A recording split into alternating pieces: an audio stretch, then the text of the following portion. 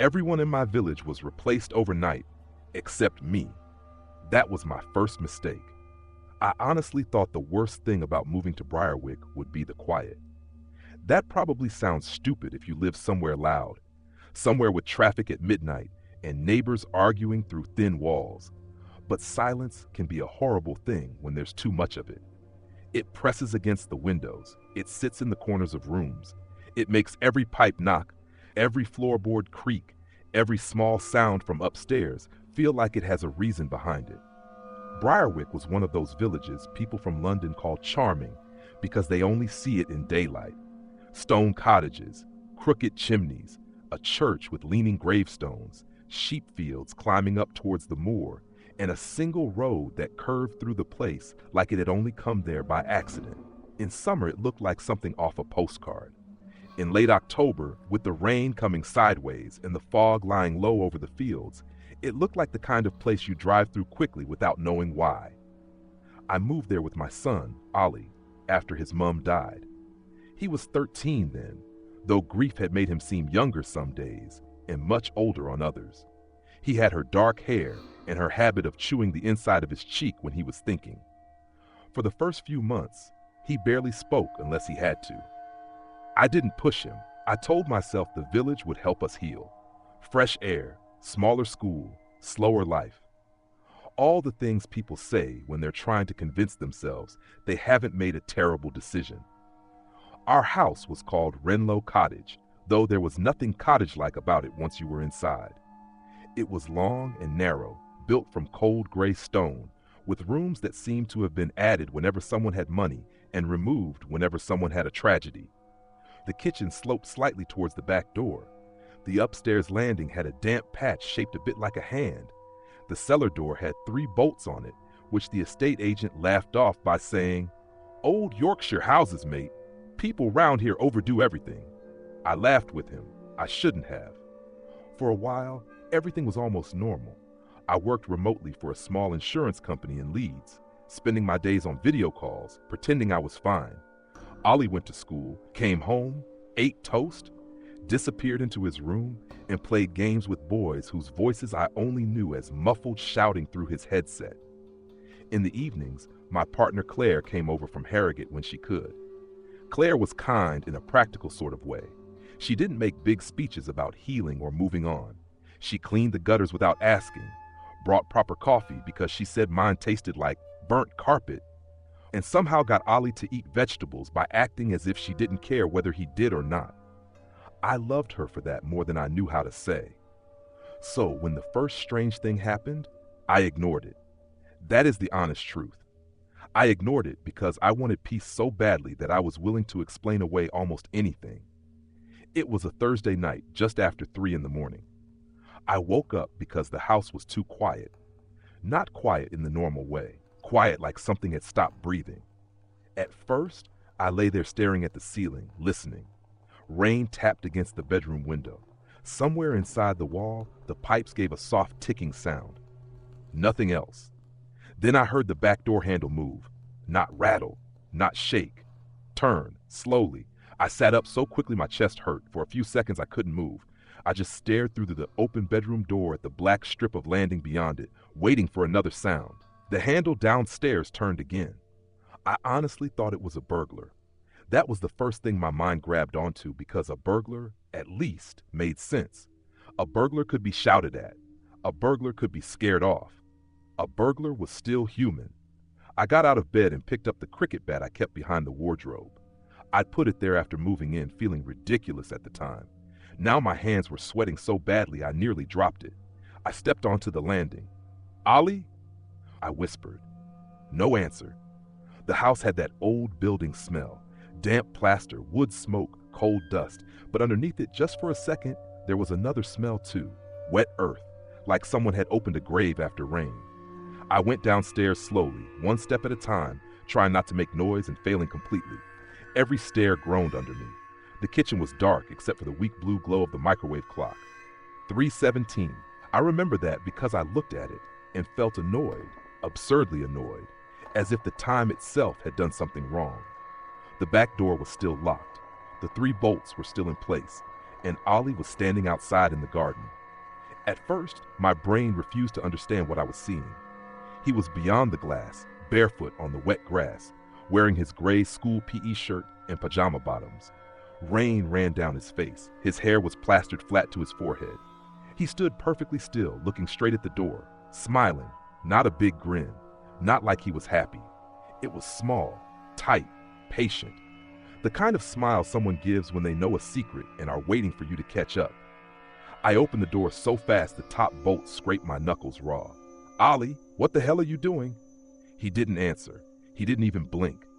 I stepped out into the rain and the cold hit me hard enough to make me gasp. The garden behind Renlow Cottage wasn't large, but it backed directly onto open fields, and beyond those fields the moor rose in a black shape against the sky. There were no streetlights behind the house, no neighboring windows, just rain, grass, and the faint outline of the dry stone wall at the end of the garden. "Ollie," I said again, softer this time. "Mate, come inside." His eyes shifted to me. That was when the fear really started, because for one tiny moment, I had the horrible feeling that he hadn't recognized me, not forgotten me, not sleepwalked past me, recognized me as something he had been told to watch. Then he blinked, and his face changed. "Dad?" he mumbled. The smile vanished, his shoulders hunched. He suddenly looked freezing and confused and 13 years old again. I ran to him and wrapped my arms around him. His skin was icy, his clothes were soaked through. He started shaking against me, and I told myself that was good. Shaking meant he was scared. Scared meant he was still my boy. "What were you doing out here?" I asked. "I don't know." "You don't know?" "I woke up there." I looked past him towards the field. The back gate was open. I knew I had shut it earlier. I always shut it because sheep sometimes wandered down from the common and got into gardens. The gate hung there in the rain, gently moving back and forth. Creak, creak, creak. Then, from somewhere beyond the wall, out on the black moor, something answered. 3 soft knocks. Not on wood, not on metal, on stone. Knock, knock. Ollie grabbed my wrist so hard it hurt.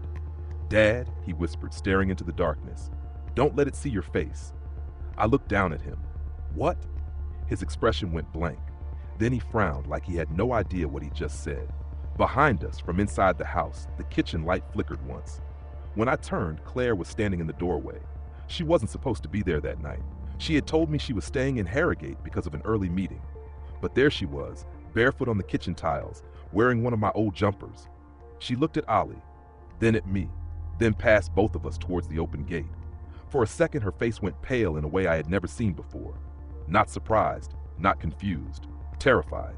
But it passed so quickly I almost convinced myself I'd imagined it. "What happened?" I asked her. Claire smiled, a soft, ordinary smile. "Everything's fine," she said. "Bring him in before he catches his death." And because I was cold, exhausted, frightened, and desperate for the world to make sense, I did exactly that. I brought my son inside. I shut the door. I locked all 3 bolts. And for the rest of that night, I sat awake in the kitchen while Ollie slept on the sofa under 2 blankets and Claire made tea she never drank. But just before dawn, when the rain finally stopped, I noticed something on the floor by the back door. Mud. Not footprints. Handprints. Small ones, like a child's, pressed against the tiles from the outside in. And beneath them, scratched into the old stone threshold, were 4 words I knew had not been there the night before. "We have found him."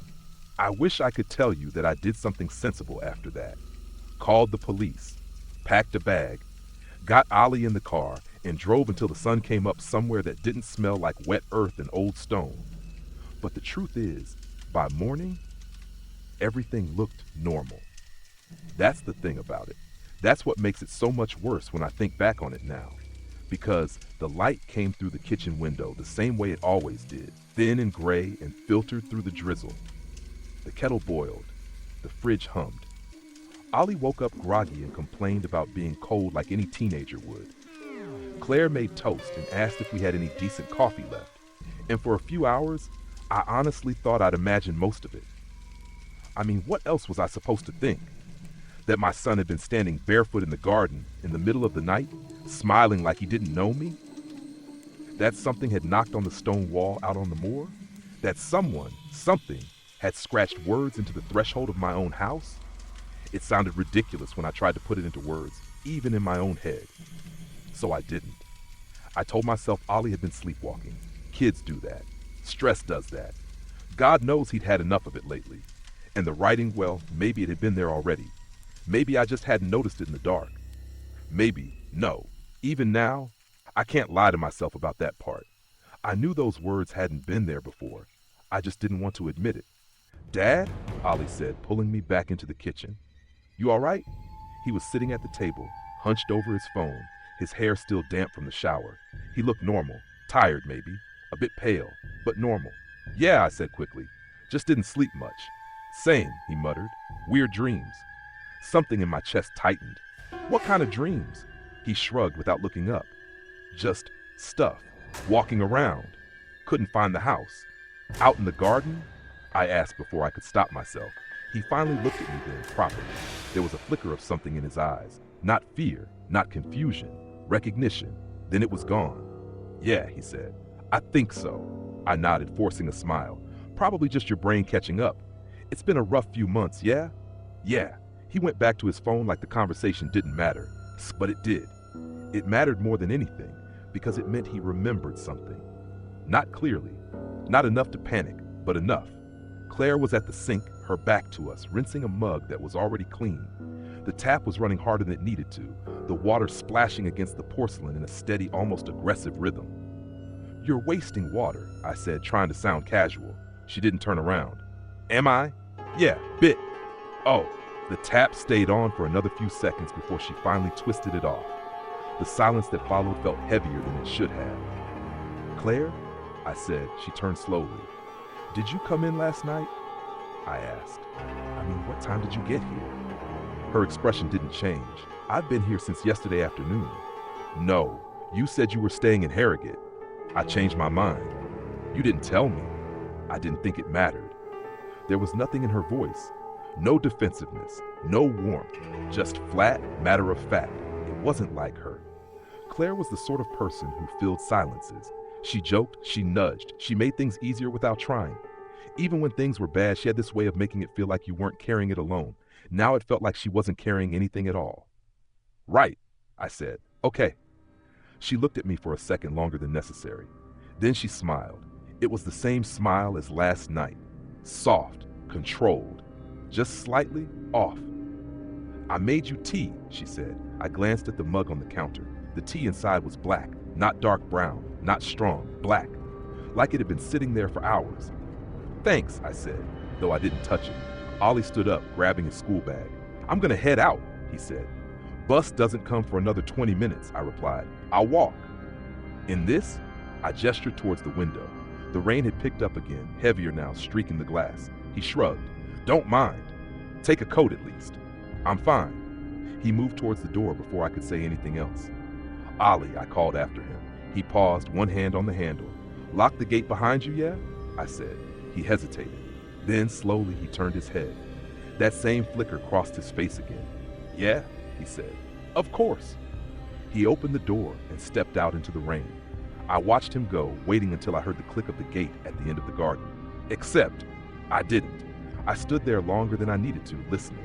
Rain, wind, distant bleating from the fields. No gate, no creak, no sound at all. "Stop it," I muttered to myself. "You're winding yourself up." I turned back into the kitchen. Claire was gone.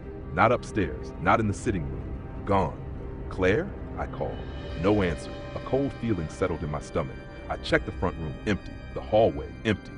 Upstairs, bedroom, bathroom, Ollie's room. Nothing. I was halfway back down the stairs when I heard it.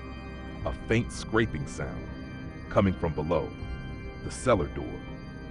Now I need you to understand something about that door. I had never opened it. Not once. The estate agent had shown it to me during the viewing, made a joke about it being just storage, and moved on quickly.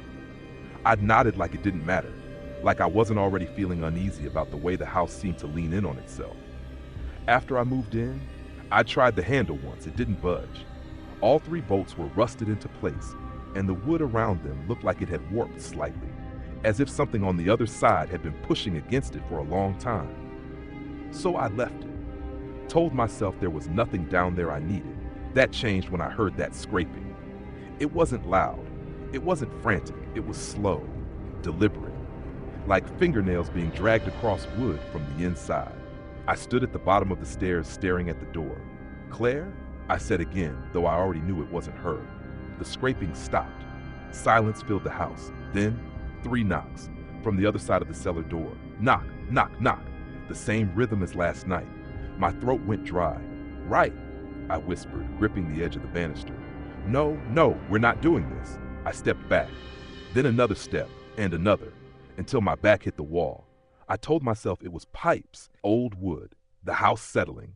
Anything but what it sounded like. Anything but someone or something knocking to be let in. Upstairs, a floorboard creaked. I froze. "Ollie?" I called. But Ollie had already left. I was sure of it. Another creak, then another, slow footsteps, moving across the landing. I forced myself to move, taking the stairs 2 at a time, my heart hammering so hard it felt like it might burst. "Ollie!" I shouted. No answer. I reached the top of the stairs and stopped dead. His bedroom door was open. The window inside was wide. Rain blew in, soaking the carpet, and on the wall above his bed, written in something dark and wet, were words that hadn't been there before. The same hand, the same small, uneven letters. Only this time, they weren't scratched. They were smeared, like they'd been written with fingers. He opened the gate. I stood there longer than I should have. That's the first thing I remember clearly. How long I just stood in the doorway, staring at those words like they might rearrange themselves into something less final. He opened the gate. Rain kept blowing through the open window, hitting the wall, dragging thin streaks of whatever had been used to write it down towards the skirting board. For a second, just a second, I thought it might be mud. Then I noticed the color wasn't right, too dark, too thick. I stepped closer without meaning to, like something was pulling me in. "Don't," I whispered to myself. But I did anyway. I reached out. My fingers hovered just above the wall. I don't know why I needed to confirm it. Maybe part of me was still clinging to the idea that there was an explanation, that this was some kind of trick, a stupid, cruel prank. My fingertip touched the smear. Warm. That's what made me pull back so quickly. It wasn't cold like paint. It wasn't dry like dirt. It was warm. I wiped my hand on my jeans, my stomach turning as the smell hit me properly for the first time. Metallic, thick, wrong. "No," I said out loud, shaking my head. No, this isn't." A sound cut me off, from downstairs, the cellar door again. This time the knocking was louder, faster. Knock, knock, knock, knock. No pause, no pattern, just urgency. Like whatever was behind it knew I was listening now. I stumbled back out onto the landing, as my chest tightening, my breathing going shallow. "Claire?" I shouted. "If you're messing about, this isn't funny." Silence answered me. Then, laughter.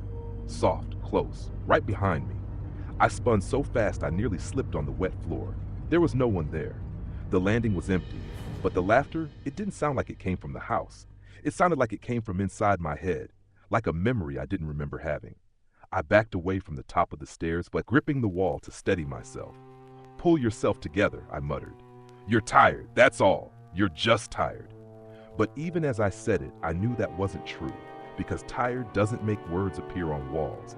Tired doesn't make things knock back. The knocking downstairs stopped, just like that, cut off mid-beat. The silence that followed felt expectant, like something was waiting. I didn't want to go down there. Every part of me was screaming not to. But there was still that other part, that stupid, stubborn part that needed answers, needed to know. "Right," I whispered. "Quick look. That's it. Just a quick look."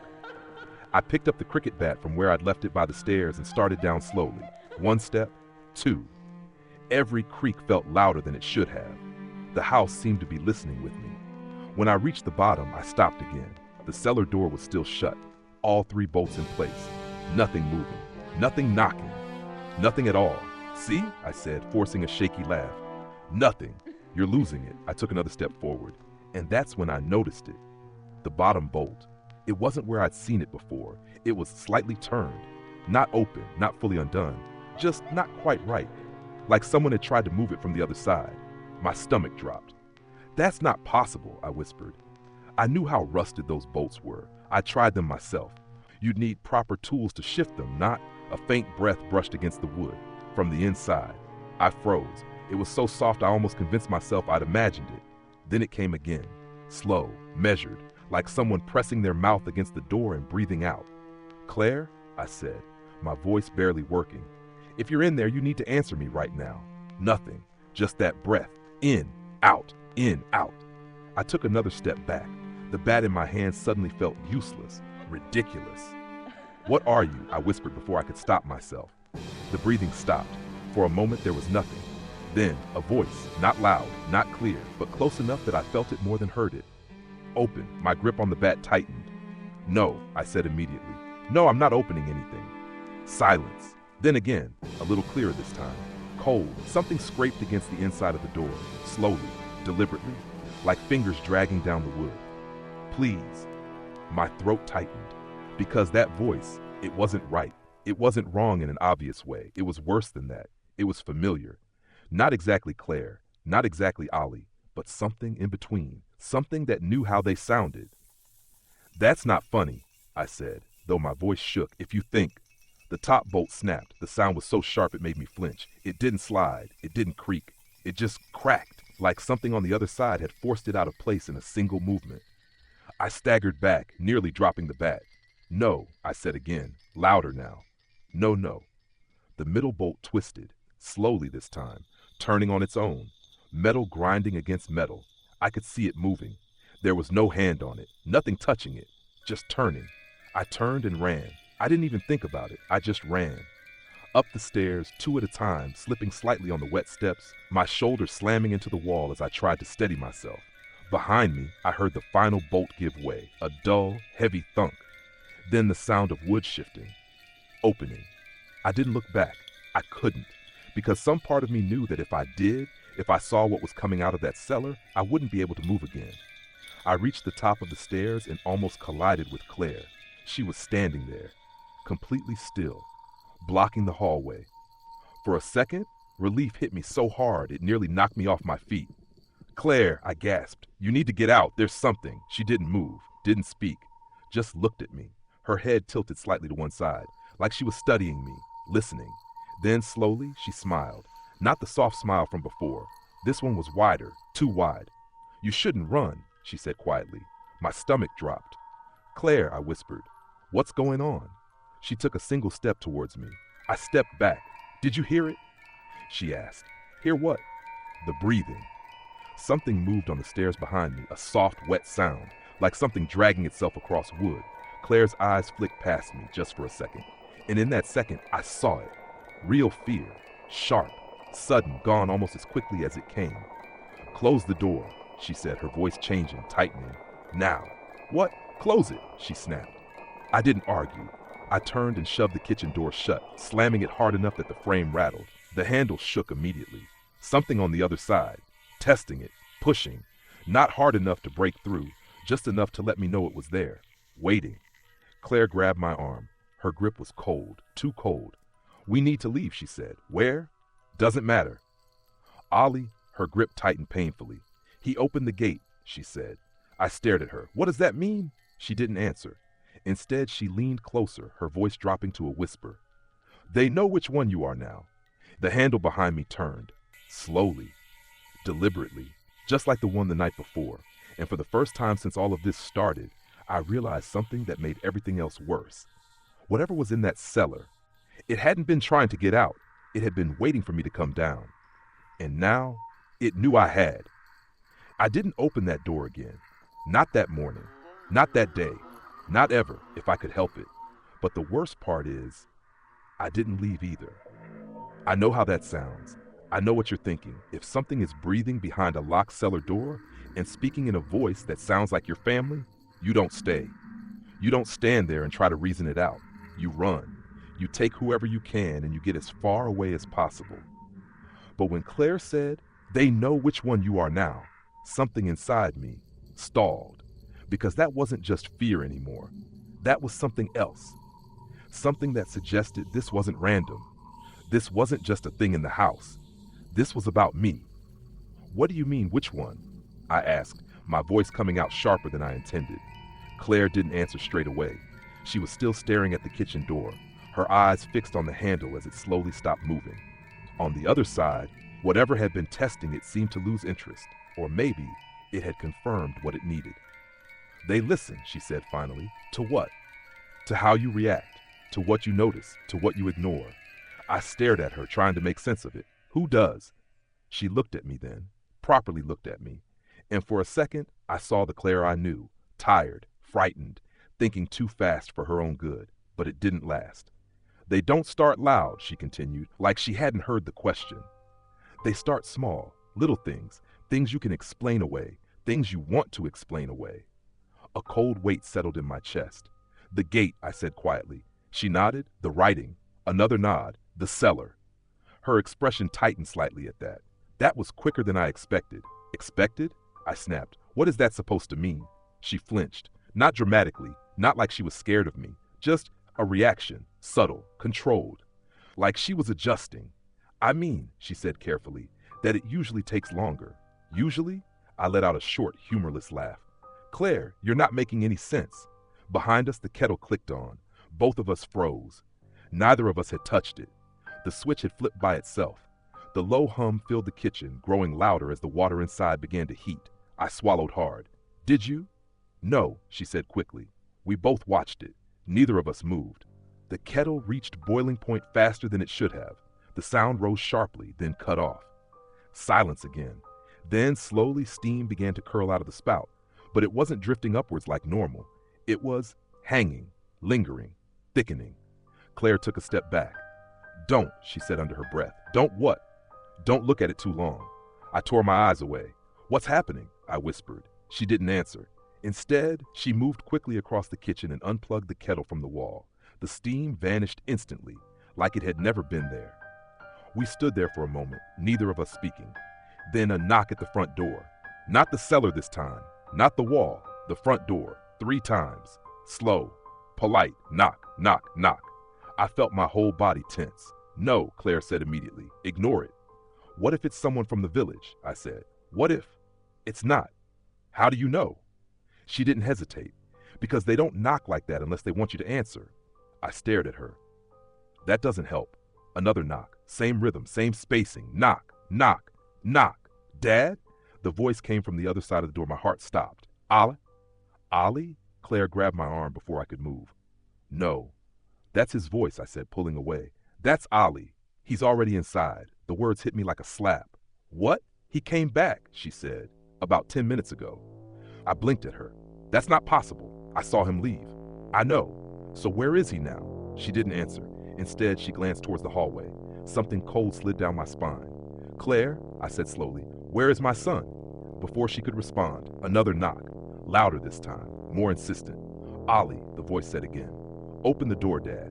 My throat tightened. That was his voice. Not close. Not almost. Exactly. Every tone, every pause. Exactly. Claire shook her head. It's not him. How can you be so sure? Because he didn't call you Dad like that. I frowned. What do you mean? She looked at me, her expression deadly serious. He always says it like he's annoyed or distracted or joking. Not like that. Another knock. Faster now. Knock, knock, knock. Dad, the voice said again, and this time there was something underneath it. Something strained, something wrong. Please. I took a step towards the door. Claire stepped in front of me. If you open that, sus, she said quietly, you're telling them which one you are. What does that even mean? I demanded. Which one what? Her voice dropped to a whisper. The one that still believes. I stared at her, my mind racing. That doesn't make any sense. It will. When? When it's too late. The handle on the front door twitched, not turning, just testing, like something on the other side was feeling for it. Claire, I said, my voice shaking now, if that's not Ollie out there, then where is he? She didn't answer. Instead, she turned her head slowly towards the stairs. Following her gaze felt like the hardest thing I'd ever done, but I did it anyway. And that's when I heard it, a faint sound, from upstairs, not footsteps, not movement, breathing, slow, measured, just like the cellar. My chest tightened. No, I whispered. No, he left. I saw him. You saw him open the gate, Claire said quietly. You didn't see what came back through it. Something shifted above us, a soft creak, like weight adjusting on the landing. The knocking at the front door stopped. The silence that followed was worse than anything before it. Because now everything felt focused, like the whole house was listening, waiting to see what I would do next. And for the first time since this started, I realized something that made my skin crawl. This wasn't just happening to me anymore. It was happening because of me. Every choice I made, every decision, every hesitation, it was all being watched, measured, learned from. And somewhere in that house, something that sounded exactly like my son was breathing in the dark, waiting for me to come and find him. I didn't go upstairs. I need to be clear about that. I wanted to, but there's a difference between wanting something and knowing you shouldn't do it.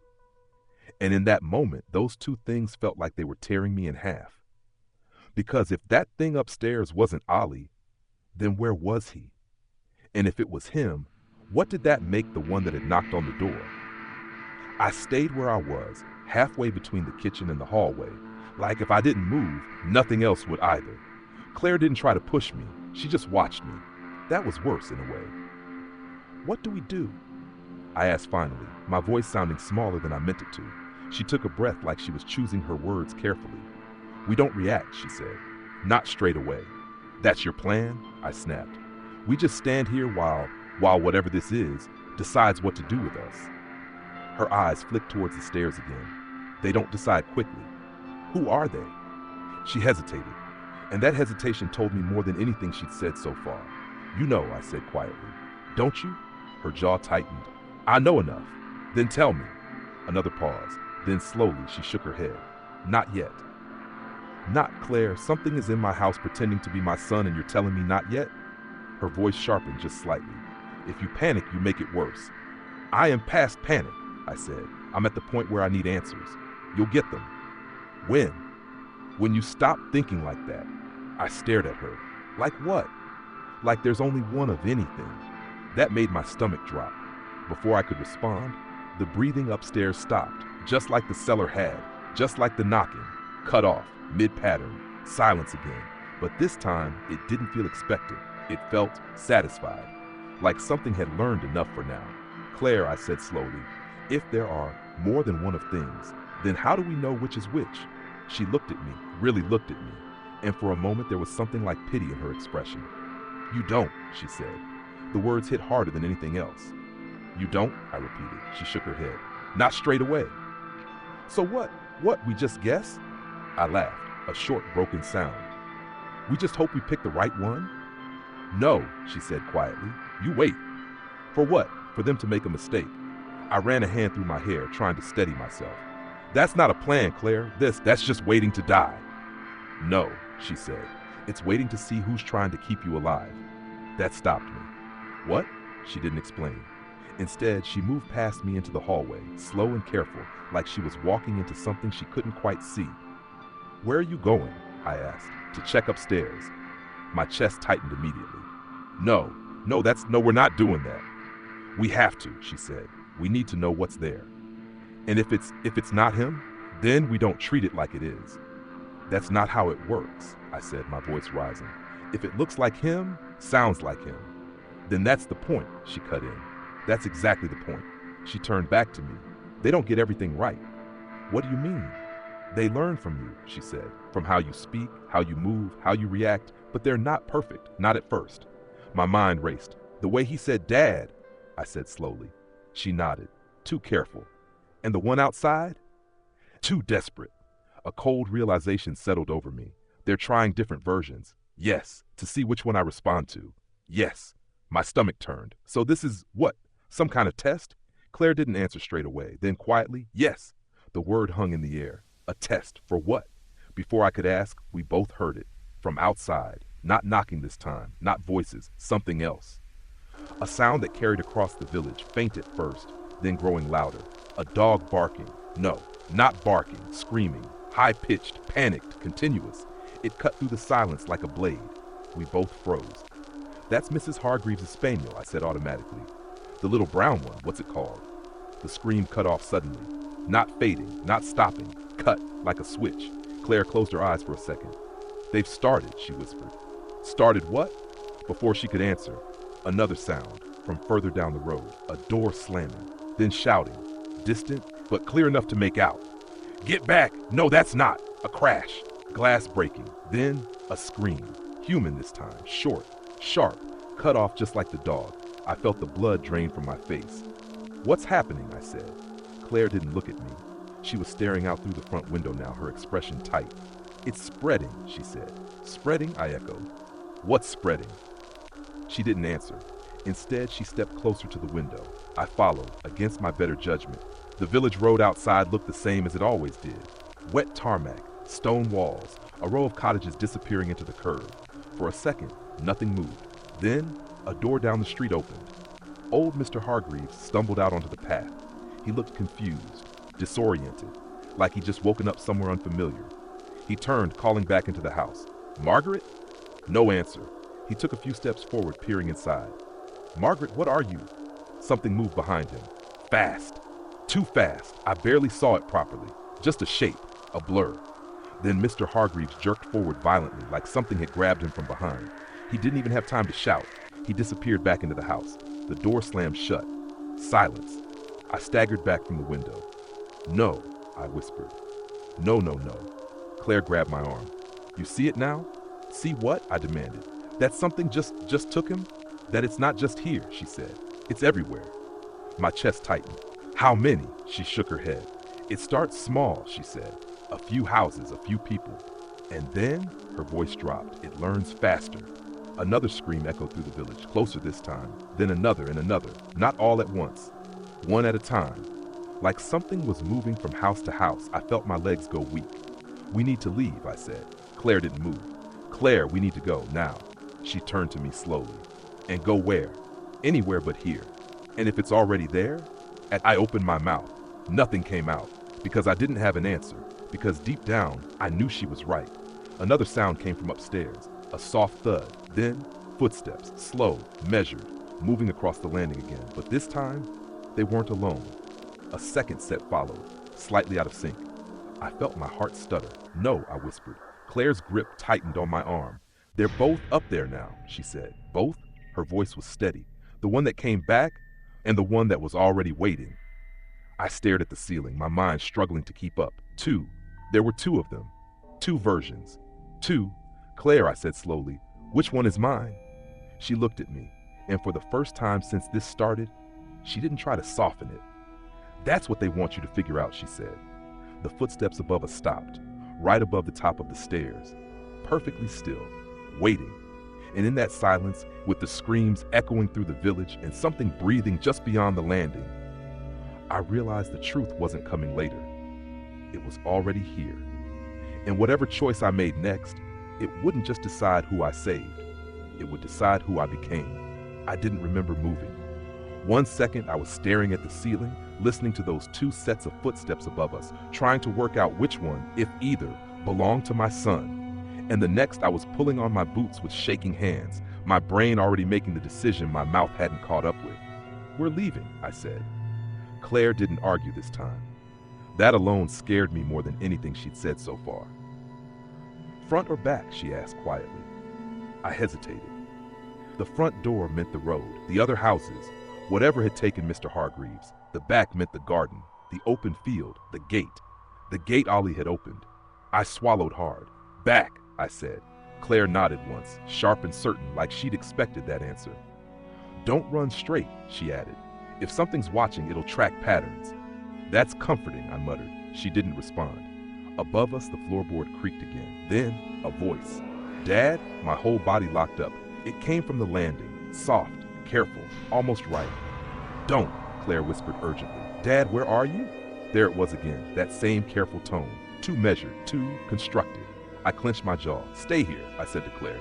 "No," she snapped immediately. "We don't split. I just need to." "You need to leave," she cut in, grabbing my sleeve. "Right now." Another voice joined the first. Also Ollie, but this one. "Dad?" it called again, louder, confused. "Why are you downstairs? What's going on?" My heart twisted. That one sounded right, not perfect, but closer, Messier, frustrated, like him. Claire saw it happen in my face. "Don't do that," she said sharply. "Do what?" "Pick one based on what you want to hear." "I'm not." "Yes, you are," she said. And that's exactly what they're waiting for. Upstairs, something moved quickly, a scuffle, a thud. Then, a short, strangled sound, like someone had been cut off mid-word. I took a step towards the stairs. Claire pulled me back hard. "No." "That was him," I said. "That was..." You don't know that. I can't just leave him. You might already be leaving him, she said quietly. The words hit harder than anything else. For a second, I couldn't breathe. What's that supposed to mean? I asked. Her eyes flicked up towards the ceiling, then back to me. It means if there are two of him now, she said slowly, one of them might already be gone. The house went silent, completely silent. No footsteps, no breathing, nothing. In that silence, it felt final, like something had just finished. I shut my eyes for a second, then opened them. We go, I said. Claire nodded. We moved, quick, quiet. No more talking. Through the kitchen, past the dead kettle, past the cellar door, which I refused to look at, and straight to the back. My hand hovered over the bolts. For a second, I couldn't bring myself to touch them, because once that door opened, there was no pretending this was contained anymore. Claire saw the hesitation. Do it, she said. I slid the first bolt, then the second, then the third. Each one sounded too loud, too final. I pulled the door open. Cold air rushed in. Rain hit my face immediately, sharp and stinging. The garden looked exactly the same as it had that morning. Too normal, too still. Go, Claire said. We stepped out together. The grass was slick beneath my boots, the mud pulling slightly with each step. I kept my eyes on the gate at the end of the garden, trying not to look at the fields beyond it, trying not to think about what might be standing out there. We reached the middle of the garden when I heard it. Behind us, the back door creaking open. I turned before I could stop myself. Two figures stood in the doorway, both Ollie, same height, same clothes, same face, but not the same. One stood slightly forward, shoulders hunched, eyes wide, breathing fast. The other stood straighter, still, watching. Neither of them stepped outside, not yet. Dad, the one on the left said, his voice cracked, please. The one on the right didn't speak. He just smiled, not wide, not obvious, just enough. Claire stepped in front of me slightly. Don't engage, she murmured. I can't just... Yes, you can. My hands clenched into fists. Which one? I whispered. Claire didn't answer, because she couldn't, because there wasn't a way to know. Behind the boys, as the darkness inside the house seemed deeper than it should have been, like the hallway had stretched, like something else was standing further back, just out of sight, watching all of us, waiting. Dad, the first one said again, taking a small step forward. You're scaring me. That did it. I took a step towards him. Claire grabbed my arm so hard it hurt. Look at his feet, she said urgently. I blinked. What? Look. I forced myself to focus. Rain blurred everything slightly, but there, his feet, bare, just like last night. But the ground, it was cold, wet, muddy. He should have been reacting, shifting, flinching, something. He wasn't. He just stood there, perfectly still. I felt something inside me drop. He doesn't feel it, I whispered. Claire nodded slightly. That's one sign. One sign, I echoed. How many are there? Not enough. The other Ollie stepped forward then, slow, measured, matching us, not reacting to the rain either. But his expression, it changed, subtly, as if he'd realized we were watching, adapting, learning. Dad, he said, and this time it sounded exactly right. No hesitation, no strain, perfect, too perfect. Claire swore under her breath. They're getting better, she said. My stomach turned. We need to go, she added. Now. I nodded, because there was nothing else left to do. We turned away from them, from both of them, from the house, and started towards the gate. Behind us, I heard movement. Not footsteps, something else. Multiple things. Inside the house, shifting, growing louder, like more than just two had been waiting. Don't run, Claire said quickly. Not yet. Why not? Because if they chase, we won't outrun them. That wasn't reassuring. We reached the gate. It hung open, just like before, creaking gently in the wind. Beyond it, the field stretched out into the gray distance, the moor rising behind it like a wall, empty, or at least it looked empty. On three, Claire said. For what? We moved. I nodded, my throat tight. 1, 2. Behind us, the boys spoke at the same time. Dad, exactly the same, exactly in sync. 3. We stepped through the gate, and that's when I realized something I hadn't noticed before. The ground on the other side was covered in footprints, dozens of them, all the same size, all leading away from the house, into the field, into the fog, and not one of them came back. We should have turned back. I know that now. Standing at that gate, looking at those footprints disappearing into the fog, every instinct I had was telling me the same thing. Don't follow them. Don't step where something else has already gone and never returned. But the house behind us wasn't an option anymore. Not with two of him standing in the doorway. Not with whatever else was moving inside. So we went forward. Claire stepped through first, slow and deliberate, testing the ground like she expected it to give way beneath her. I followed a second later, my boots sinking slightly into the wet soil. The air felt colder on this side of the gate, heavier somehow, like the field held onto the night longer than the rest of the village. We didn't speak. We didn't look back. We just followed the prints. They were clear at first, bare feet, pressed deep into the mud, identical in size and shape. Too identical. Even from a distance, I could tell they weren't natural. Real footprints vary. Slight differences in weight, angle, pressure. These didn't. Every single one was exactly the same. That's not right, I muttered. Claire didn't answer, but I saw her glance down at them again. They're not walking, she said quietly. What? They're being placed. I frowned. What does that even mean? She didn't explain. Instead, she kept moving. The further we went, the quieter everything became. No birds, no distant traffic. Even the wind seemed to fade, like it didn't want to cross into whatever space we'd stepped into. The fog thickened the closer we got to the rise of the moor, curling low across the ground, clinging to the grass and heather in slow, shifting patterns. It wasn't heavy enough to block everything, but it was just enough to distort things. Shapes looked closer than they were, or further, or not quite what they should be at all. After a few minutes, I started to feel it, that same sensation from the house, like something was watching, not from behind this time, from ahead. You feel that? I asked. Claire nodded once. Don't stop, she said. I wasn't planning to, but I slowed anyway. I couldn't help it, because the footprints, they were changing. They were still there, still leading forward, but now there were more. Not just one set, dozens, layered over each other, all the same size, all the same shape, all heading in the same direction, into the fog, into the moor. I felt my throat tighten. How many of them are there? I whispered. Claire didn't answer, because she didn't know, or didn't want to say. We reached the edge of the heather a few minutes later. The ground rose slightly here, the grass giving way to rougher terrain, thick with low shrubs and patches of dark peat. The footprints led straight into it, pressing down the plants in a narrow, unnatural path. And then they stopped, just like that. No fading, no turning, no change in direction. One step, and then nothing, like whatever had made them had simply vanished. That's not possible, I said under my breath. Claire crouched down, studying the last print. Her fingers hovered just above it, like she didn't quite trust herself to touch it. It doesn't need to be possible, she said. It just needs to happen. That's not an explanation. No, she agreed, it's not. I looked around, trying to get my bearings. The fog was thicker up here, wrapping around us in slow, shifting layers. The village behind us was barely visible now, just a faint suggestion of rooftops and chimneys through the gray. It felt cut off, like we'd crossed some kind of line. What now? I asked. Claire stood slowly. We don't follow where it ends, she said.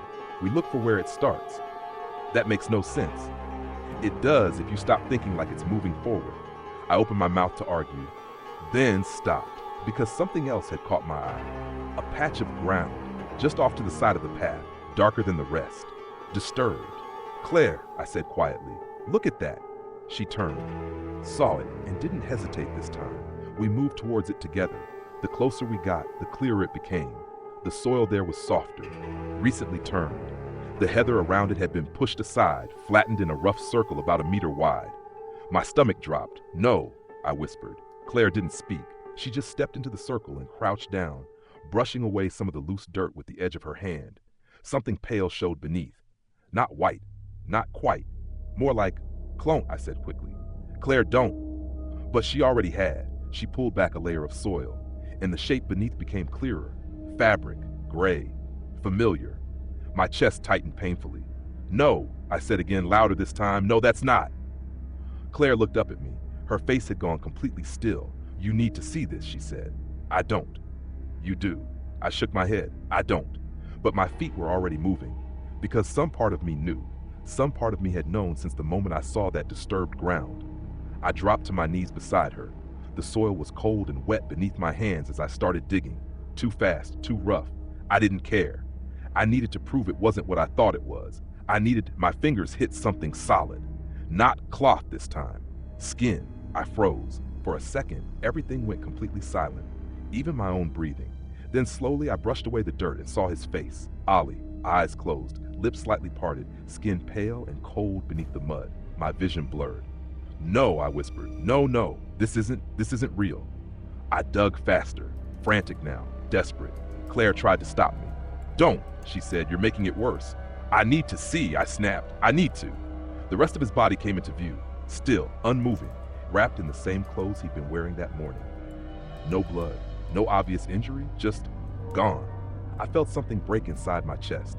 "That's not him," I said quickly. "That's not him, Claire. That can't be him. I just saw him. He was just..." "There are two," she said quietly. I shook my head. "No. Yes. No, this is wrong. This is..." "Look again," she said. "I didn't want to. God, I didn't want to, but I did. And that's when I saw it. His mouth. Something inside it. Dark. Packed in." Claire reached forward before I could stop her. "No, don't touch." She gently pulled his jaw open. The smell hit immediately. Wet, rotting, wrong. And inside, seeds, small, black. Dozens of them packed into his mouth, filling it completely. I gagged, turning away. "What the hell is that?" I choked. Claire didn't answer straight away. She was staring at them, studying them, like she recognized them. "Claire," I said, my voice shaking. "What is that?" Her voice, when it came, was quiet. "They're planting something." The words didn't make sense. "Planting what?" I demanded. She looked at me, and this time there was no hesitation, no softness, just truth. "You," she said. A cold wave of dread washed over me. "What does that mean?" "It means this isn't where it ends," she said. "This is where it starts." I stared at her, then back at Ollie's body, then back at her. "You're telling me my son is what, some kind of seed?" "I'm telling you," she said carefully, "that whatever came back through that gate," she paused, then finished the sentence in a whisper, "needed a place to grow." The fog shifted around us, thickened, closed in. And for the first time since we'd left the house, I realized we weren't alone out there. Because something moved, just beyond the edge of the heather. Tall, thin, watching. And when it stepped forward into the gray, I saw that it didn't have a face. Not properly, just smooth, pale skin stretched tight. And beneath it, something writhing. I didn't move. I couldn't. My hands were still covered in soil, my knees pressed into the cold ground beside Ollie's body. And all I could do was stare at that thing stepping out of the fog like it had been there the whole time, waiting for us to notice. It wasn't tall in the way a man is tall. It was stretched, too thin in places, too long in others. Its limbs hung slightly wrong, like they didn't quite remember how joints were meant to work. The surface of its skin, if that's what it was, looked smooth at first glance, but when it shifted, something moved underneath it. Not muscles, not bones. Something slower. Something that didn't belong inside anything shaped like a person. Claire's hand tightened on my arm. "Don't react," she whispered, barely moving her lips. "What is that?" I breathed. "It's not one of them," she said. "That's not helpful." "No," she agreed. "It isn't." The thing tilted its head, just slightly, well, like it was trying to focus on us, or understand us, or recognize us. My stomach twisted. "Does it see us?" I asked. Claire didn't answer straight away. Then quietly, "Yes." The word barely left her mouth before the thing moved. Not fast, not like an attack, just closer. One step, then another. Its feet didn't sink into the ground properly. They pressed down, but there was no weight behind them. No sound, no shift in the soil, like it wasn't entirely there. I scrambled back, dragging myself away from the disturbed ground, away from Ollie, my chest heaving. "Back," Claire said under her breath, slowly. I nodded, even though every instinct I had was screaming at me to run. We moved together, step by step, keeping our eyes on it. It followed. Not directly, not aggressively, just maintaining distance. Watching. "Why isn't it attacking?" I whispered. "Because it doesn't need to," Claire said. "That's worse." Yes. We reached the edge of the heather again, the ground softening beneath our feet as we stepped back towards the field. Behind us, the village was still there. Still close, still real, but something about it had changed. The silence wasn't empty anymore. It was full, layered, like there were things moving just out of sight, behind walls, inside houses, beneath the surface of everything we thought we knew. "Claire," I said, my voice tight, "we need to get back. We need to." A sound cut me off. Engines. Low at first, then louder. Coming from the road. I turned instinctively, relief hitting me before I could stop it. "Cars," I said. "Someone's coming." Claire didn't share the relief. "No," she said immediately. "What do you mean, no? That's help. That's not help." The engines grew louder, sharper now, tires hitting wet tarmac as something came around the bend at speed. Then I saw them. 3 black vehicles. Not police, not anything marked, just clean, dark, moving too fast for a village road. They didn't slow down as they reached the houses, didn't hesitate, didn't stop. Until they did, right outside Mavis Crowther's cottage. My chest tightened. "Mavis," I said, "she lives alone, she might." The doors of the vehicles opened in unison. Men stepped out, all dressed the same, dark clothing, tactical vests, no visible markings, each one holding something that very clearly wasn't for show. Rifles, proper ones, not the kind you see around here. "What the hell?" I muttered. Claire grabbed my sleeve again. "Stay down." "They're here to help," I insisted, though even as I said it, something felt off. "They've seen what's happening. The first shot cut me off. Loud, sharp, echoing across the village like a crack of thunder. It shattered one of Mavis's front windows instantly. Glass exploded outward. I flinched. What are they doing?" I said. No one answered. Because it didn't stop.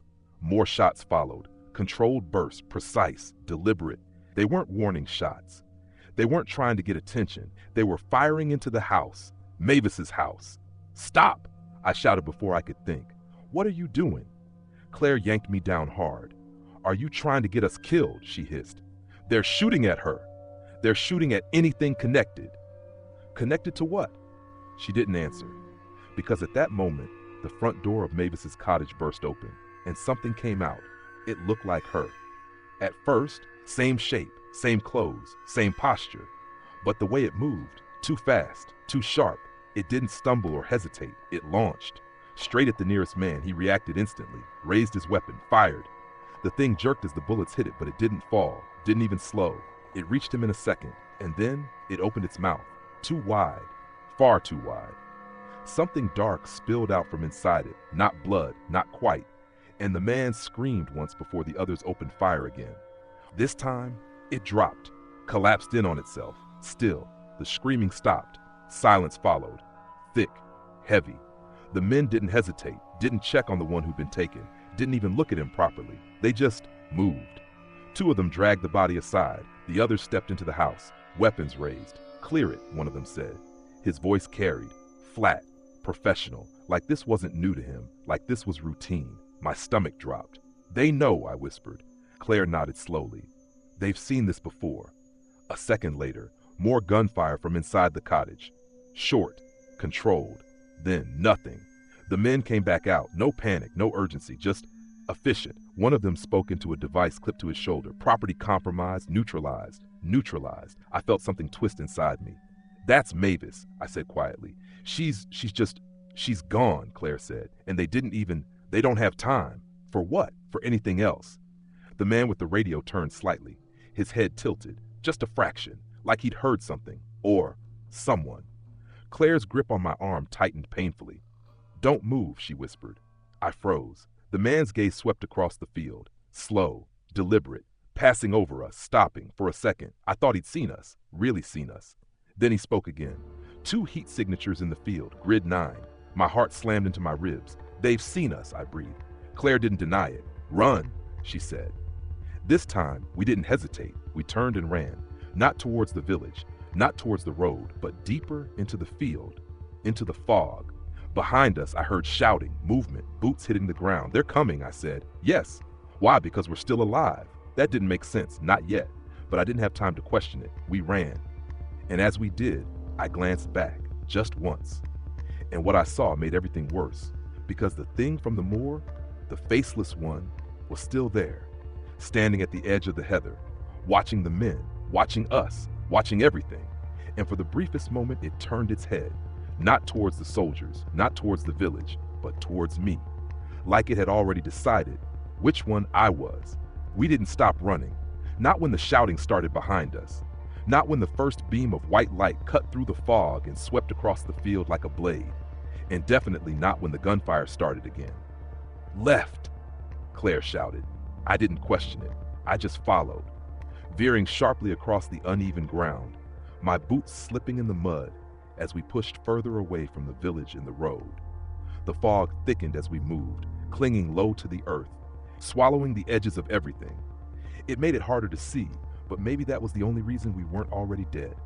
"Where are we going?" I gasped. "The beck," she said. "Water breaks the trail." That didn't make much sense to me, but again, I didn't argue. Behind us, one of the men shouted something. "Moving fast, 2 targets, cut them off." The rest was lost in the wind. Then a crack of gunfire split the air. Something snapped past my ear. "Close. Far too close. Keep moving." Claire said, "I am." I shouted back, my lungs already burning. The ground dipped suddenly beneath my feet, and I nearly went down hard before catching myself on a patch of heather. Then I heard it. Water. Fast moving. Close. We burst through the last line of brush and onto the bank of the beck, a narrow stream cutting through the moor, its dark water rushing over stones slick with moss and rain. "Get in," Claire said immediately. "What? Now?" I didn't hesitate this time. I stepped straight into it. The cold hit like a shock to the system, biting through my boots, up my legs, straight into my chest. I sucked in a breath so sharp it hurt. "Move downstream," she said, already stepping in beside me. "Don't splash too much." "Bit late for that," I muttered, but I followed anyway. We moved with the current, stepping carefully over submerged rocks, trying not to lose our footing as the water pushed against us. Behind us, the lights reached the bank. They stopped. "Tracks end here," one of the men ceremonials. Disrupted. Spread out. My heart hammered. "They're not following," I whispered. "Not yet," Claire said. "They're thinking." "That's supposed to make me feel better?" No. We kept moving. The water numbed my legs quickly, turning each step into something slow and heavy. My teeth were already starting to chatter, but I forced myself forward. Because behind us, they weren't giving up. I could hear them moving along the banks now, their lights sweeping back and forth, cutting through the fog in sharp, controlled arcs. "They're tracking the sides," I said. "They will," Claire replied. "They'll assume we follow the flow." "So we don't?" Not for long. We moved another 30 meters before she suddenly stopped. "Here," she said. "What?" "Out now." I scrambled up the bank, my boots slipping on the wet grass as I pulled myself free of the water. Claire followed a second later. "Which way?" I asked, my chest heaving. She didn't answer immediately. Instead, she crouched, scanning the ground. Then, she did something I didn't expect. She walked backwards. "What are you doing?" I whispered. "Breaking the pattern," she said. "That's not going to. Just trust me." I swallowed my doubts and followed, stepping where she stepped, moving backwards away from the bank for several meters before she finally turned and headed off at an angle. Away from the beck, away from the village, into thicker fog. "This better work," I muttered. "It won't work forever," she said. "Just long enough." For what, she didn't say. We hadn't gone far when I nearly tripped over something. I stumbled, catching myself at the last second, my foot hitting something solid hidden in the grass. "What the?" I looked down. A shape, a body, lying half in the mud. My stomach dropped. Oh God! It was one of them, one of the men from the vehicles. He was on his side, his uniform soaked dark with something I didn't want to think about. His rifle lay just out of reach, half submerged in the wet ground. His face was wrong, not torn apart, not destroyed, but stretched, like something had tried to pull it into a different shape and stopped halfway through. "Don't touch him," Claire said quickly. He moved, just slightly. A twitch. I froze. "He's alive," I whispered. Claire didn't look convinced. "Barely." The man's eyes flickered open. They were bloodshot, unfocused. Then they locked onto me and sharpened. "You," he croaked. I crouched beside him despite Claire's warning. "Easy," I said. "We're not."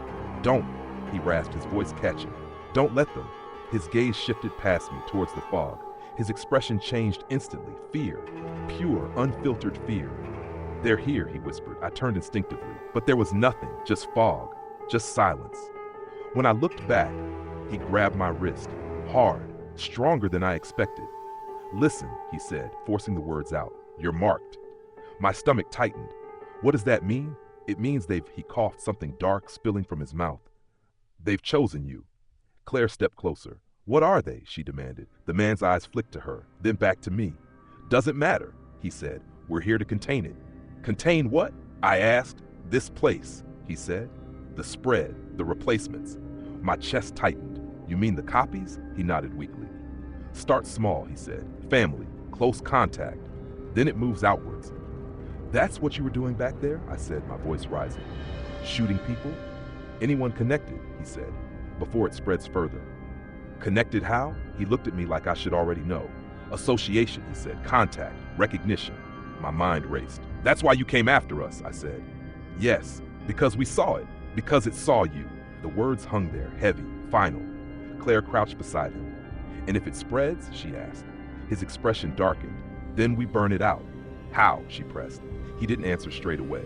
Then, everything, he said. A cold wave washed over me. You mean the whole village? He didn't hesitate. Yes, I stared at him. You're going to kill everyone. They're already gone, he said. Something in his voice made me believe him. That was the worst part. A sound came from the fog, soft, close. Claire stiffened. They're coming, she whispered. The man's grip on my wrist tightened again. Go, he said. Now. What about you? He let out a weak, humorless breath. I'm already dead. I hesitated. Just for a second. Then I reached for his rifle. Claire shot me a look. What are you doing? We're not outrunning this, I said. We need something. The man didn't resist as I pulled the weapon free. Take it, he said. You'll need it. For what? His eyes flicked once more towards the fog. For when you see yourself, he said. A chill ran through me. What? But he didn't answer. His grip loosened. His hand fell away. Gone. Claire grabbed my arm. We need to move. Now. I nodded. We ran again. Into the fog. Away from the village. Away from the men. But not. Away from whatever had already chosen us. And as we disappeared into the gray, the man's last words echoed in my head. For when you see yourself. Because deep down, I already knew that wasn't a warning.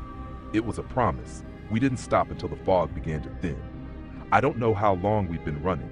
Time had started to stretch and fold in on itself. But eventually the ground leveled out. The heather gave way to rough pasture, and I could see the faint outline of buildings ahead. Another cluster of houses. Not Briarwick. Close, though.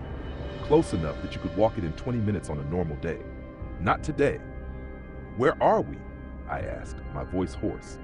Claire slowed slightly, scanning the horizon. Edge of Dunridge, she said. There's a farmhouse up ahead. Gareth Price, he keeps sheep. The name hit something in my memory. Gareth? From the pub? She nodded. He's solid. If anyone's still normal, it'll be him. Still normal. The phrase didn't sit right. Not anymore. We approached carefully, keeping low, avoiding the open stretch of field until we reached the low stone wall that bordered the property. The farmhouse itself sat a little further up, lights still on in the downstairs windows. That shouldn't have been reassuring, but it was. Lights mean people, I said, more to myself than anything. Claire didn't respond. She was watching the house the same way she'd watched everything else since we left ours, like she was waiting for it to prove her wrong.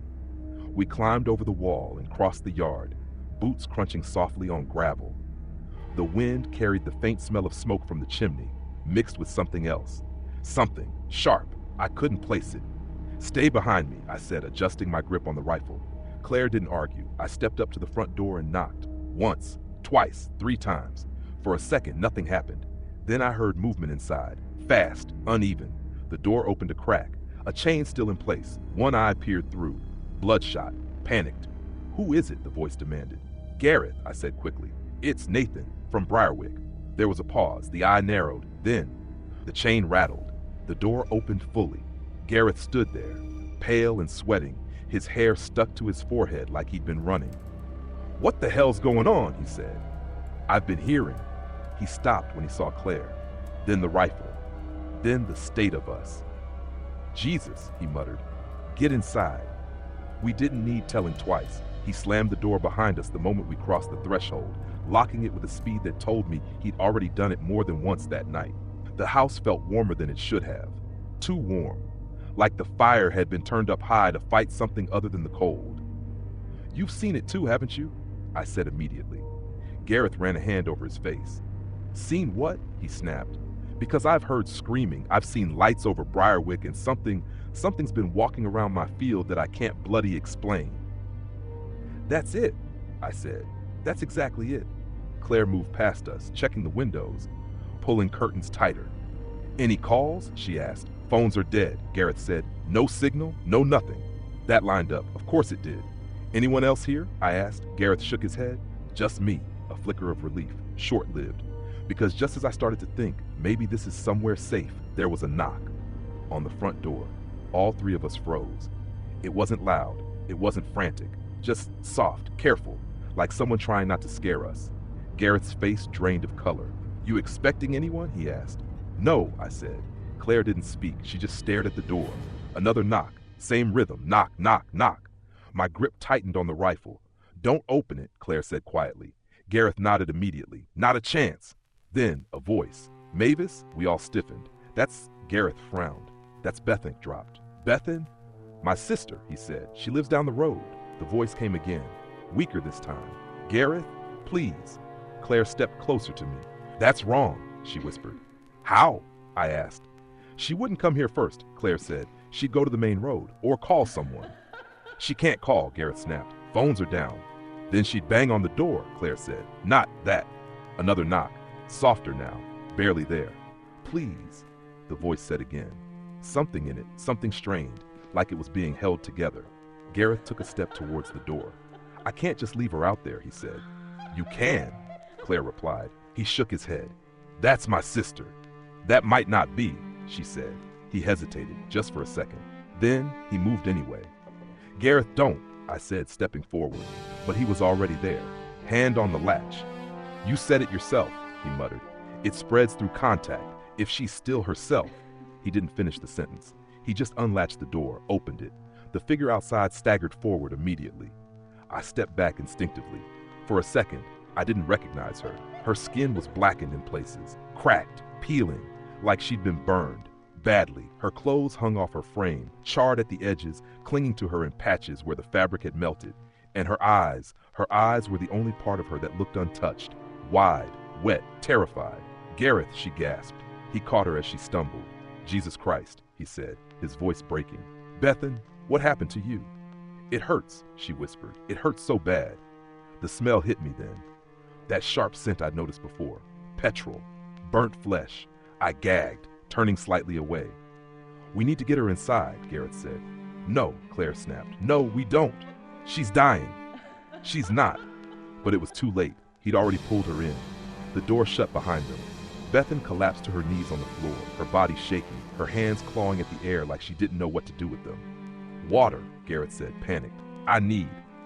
"She asked for help," I said quietly. Claire turned to me sharply. "What?" "She didn't knock right," I said, "but she asked for help." "That doesn't mean..." "It means something," I insisted. Bethan let out a low, broken sound. "Please," she whispered. "Make it stop." Gareth dropped beside her, his hands hovering, not knowing where to touch. "It's all right," he said. "You're safe now." Claire stepped forward suddenly. "No," she said. "Claire," I started. "Look at her," she said. Gareth did, and for a moment, everything stopped. Because something had changed. Subtle, but there. The burns, they were less. Not gone, but fading. The cracked skin smoothing slightly, the blackened edges pulling back, healing. Too fast, far too fast. Gareth's expression shifted. Confusion. Then fear. "Bethan," he said slowly. She lifted her head and smiled. Not weak, not in pain. Wide, too wide. "I'm so glad you let me in," she said. Her voice perfect now. Clear, steady, not strained at all. Claire swore under her breath. "Get back," she said. Gareth didn't move. "Bethan." Something flashed in her hand. Metal, sharp, a pair of garden shears. I didn't even see where they came from. 1 second her hand was empty. The next, they were there, raised, coming down. "Gareth," I shouted. Time slowed. I saw his eyes widen, saw him start to react. Too late. I didn't think, I just moved. Raised the rifle, pulled the trigger. The shot exploded in the small room, deafening, blinding. Bethan jerked backward as the bullet hit her chest. The shears slipped from her hand, clattering to the floor. She staggered, took 1 step, then another, still smiling, still moving. "No," Gareth whispered. I fired again and again. Each shot drove her back further until she finally collapsed, her body hitting the floor with a heavy final sound. Silence followed, thick, unreal. Smoke curled from the barrel of the rifle. Gareth stared at her, at what had been his sister. "What did you do?" he said.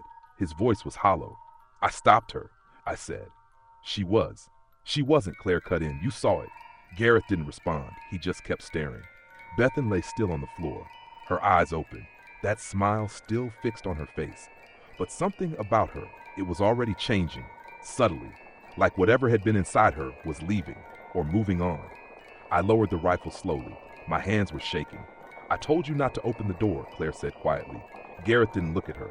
I thought, he said, his voice breaking. I know, she replied. Outside, another sound, distant, but growing louder, screaming, more than one voice this time, closer than before. I looked towards the door. They're here too, I said. Claire nodded. They always spread. Gareth finally tore his eyes away from the body. What do we do? He asked. I tightened my grip on the rifle. The answer came without hesitation. We survive, I said. But even as I said it, I knew something had changed, because this wasn't just about escaping anymore. This was about choosing. And somewhere out there, something was still watching, still learning, still deciding which version of us was worth keeping alive. For a few seconds after the gunshots, no one moved. Not me, not Claire, not Gareth. The only sound in the room was the faint crackle of the fire and the slow, wet settling noise coming from Bethan's body on the floor. I wish I could say I looked away. I didn't, because something in me needed to see what happened next. Her skin, what hadn't been burned, began to change. Not dramatically, not like in films. It was slower, more controlled. The tightness in her face loosened slightly. The edges of her mouth twitched, as if the smile was no longer being held in place properly. Her eyes, still open, dulled, not like someone dying, but like something switching off. Don't, Claire said quietly when she noticed me watching too closely. Don't what? Don't try to understand it like it's normal. I tore my gaze away. Bit late for that. Gareth still hadn't moved. He was staring down at her like he was waiting for her to breathe again. She said my name, he murmured. She knew who I was. That's how it works, Claire replied. He shook his head slowly. No, she looked at me. She learned you, Claire said. That's not the same thing. That hit him. You could see it. Something in his face cracked. Not outwardly, not loudly, just a shift. Like the last piece of denial had slipped away. Outside, the screaming grew louder, closer, no longer distant echoes. Now it sounded like it was coming from the road itself. I moved to the window, keeping low, just enough to see past the edge of the curtain. The village wasn't quiet anymore. It wasn't anything close to quiet. Lights flickered in windows up and down the lane. Doors stood open. Shapes moved, too fast, too erratic to be normal people going about their lives. And then I saw it properly. A man, mid-40s maybe, ran out of one of the houses across the road, his arms flailing like he couldn't control them. He slipped on the wet stone, went down hard, scrambled to his feet, and something followed him out. Same size, same build, same clothes, but it moved differently, cleaner, sharper. It didn't stumble, didn't hesitate. It caught him within seconds. There was a struggle, brief, violent, and then the man went still, too still. The thing straightened, turned its head, and for a moment I thought it had seen me. I ducked back instantly, my heart hammering. They're not hiding anymore, I said. Claire joined me at the window, but she didn't look directly out. They don't need to, she said. Not now. What changed? You did, I frowned. What's that supposed to mean? You made a choice, she said. Back there, at the house, with Ollie. My chest tightened. I didn't choose anything. I left. That's still a choice. Before I could respond, a loud crash came from further down the road, glass shattering, then shouting. A woman's voice this time. Stay away from me. I couldn't help it. I looked again. A woman stood in the middle of the road, holding something, looked like a kitchen knife, out in front of her. Her hands were shaking so badly the blade wavered in the air. Opposite her, another woman. Same face, same clothes, perfectly still, watching, waiting. Then slowly, the second one smiled and stepped forward. The first woman screamed and lunged, the knife flashing wildly through the air. It should have hit, it didn't. The other one moved just enough to avoid it. Then she reached out, grabbed the woman's wrist, and twisted. There was a sharp crack. The knife dropped. The woman screamed again, shorter this time, and then the second one stepped in close. Too close. I turned away before I saw what happened next, but I didn't need to see it. I could hear it. Jesus. Gareth whispered behind me. He'd come to the window too. He shouldn't have. None of us should have, but we did, because part of you needs to see it, needs to confirm that it's real. That's happening everywhere, isn't it? He said. Claire didn't sugarcoat it. Yes. How many? He asked. She didn't answer straight away. Then, enough. Another scream cut through the air, closer now, from the house next door. Gareth flinched. "That's Tom and Elsie's place," he said. "They've got kids," a bang echoed from that direction. Then, silence. Too fast. Too complete. Gareth turned away from the window, running his hands through his hair. "We can't just stay here," he said. "We can't. This isn't something you just wait out." "I know," I said. "Then what do we do?" he demanded. I looked at the rifle in my hands, at the door, at the windows, at Claire. "We don't go back," I said. "No," she agreed. "We don't stay here either," I added. Gareth let out a bitter laugh. "Brilliant. So we just what? Wander into the dark and hope for the best. Better than staying where they know we are," Claire said. He didn't argue with that, because he knew it was true. A sudden sharp noise came from the kitchen.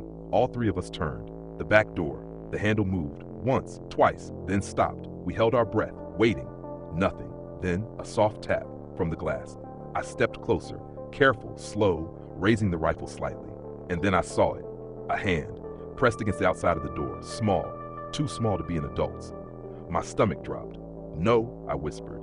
Gareth stepped up beside me. "What is it?" I didn't answer, because the hand slid down slowly, leaving a faint smear behind it. And then a face appeared, a little girl, no older than 10, dark hair plastered to her forehead, wide, terrified eyes. "Please," she mouthed through the glass. Claire's voice came from behind me. "Don't open it." "She's just a kid," Gareth said. "That doesn't matter." "It matters to me," he snapped. The girl knocked weakly, not like before, not patterned, just desperate. "Please," she said again, her voice barely audible through the door. "They're coming." I hesitated, because this felt different. There was no smile, no wrongness I could immediately see, just fear, real fear. And behind her, movement, shadows shifting in the yard, something approaching.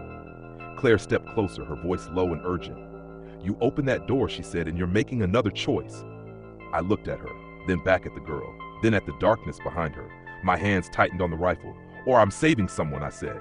Claire didn't respond. Because she couldn't. Because we both knew either way there was no going back from it. I moved, unlocked the door, and pulled it open. The girl stumbled in the second the door opened. Not pushed, not pulled. She fell, like whatever had been chasing her had let go at the last possible second.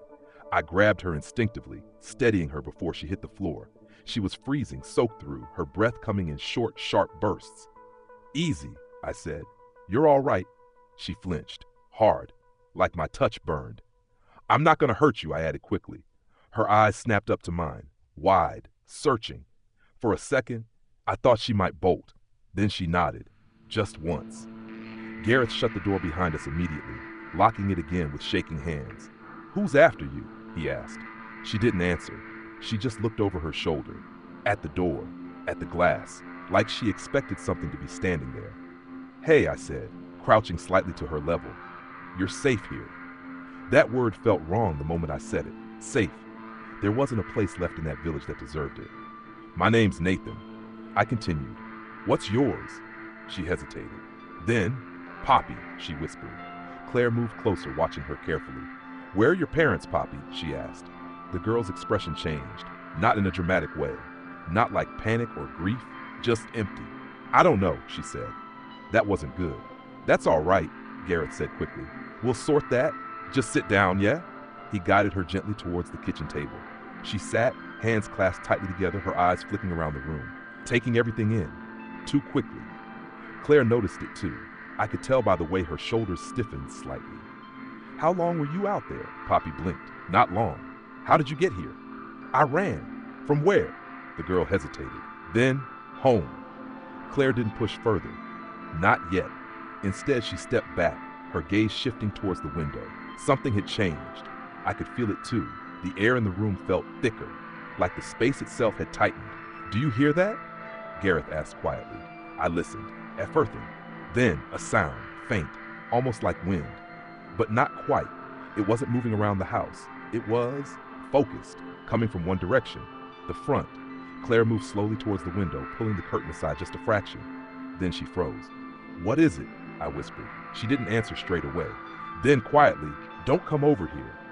That was enough to make me do the opposite. I stepped beside her and looked out. At first, I didn't see anything. Just the road, the houses, the same chaos we'd already witnessed. But then, something shifted. Across the street, right in front of one of the houses, a figure stood there, Tall, too tall, easily over 7 feet. Its body looked wrong, not just thin, but stretched in ways that didn't make sense, like its limbs had been pulled longer than they were meant to be. Its skin, if it even was skin, looked pale and tight, almost smooth from a distance. But as it moved, something underneath it writhed, slow, constant, like a nest of things trying to get out. "Don't," Gareth whispered behind me. "Don't tell me that's—" "I don't know what that is," I said. Claire's voice was barely audible. "It's not one of the copies." "How do you know?" "Because it's not pretending." That made my stomach turn. The figure turned its head, slowly, deliberately, towards the house, towards us. I felt something cold settle in my chest. "It sees us," I said. Claire didn't deny it. The thing stepped closer. Not walking, not properly. Its movement was wrong, like it skipped between positions, covering distance in a way my eyes couldn't fully track. 1 second, it was across the road. The next, it was at the gate. I flinched back instinctively. "Don't react," Claire said sharply. "How am I not supposed to react to that?" "Because it wants you to." That didn't help, not even slightly. The thing raised its head, and that's when I saw its face, or what should have been its face. There were no features, no eyes, no nose, no mouth, just smooth, pale surface until it split right down the middle, slowly, deliberately, like something inside it was forcing its way out. The skin peeled back, not tearing, not bleeding, just opening, and beneath it, movements, white, dozens of them, writhing, shifting, reaching, and behind them, something deeper, something watching. My breath caught in my throat. "What the hell is that?" Gareth whispered. Claire didn't answer, because she couldn't, because there weren't words for it.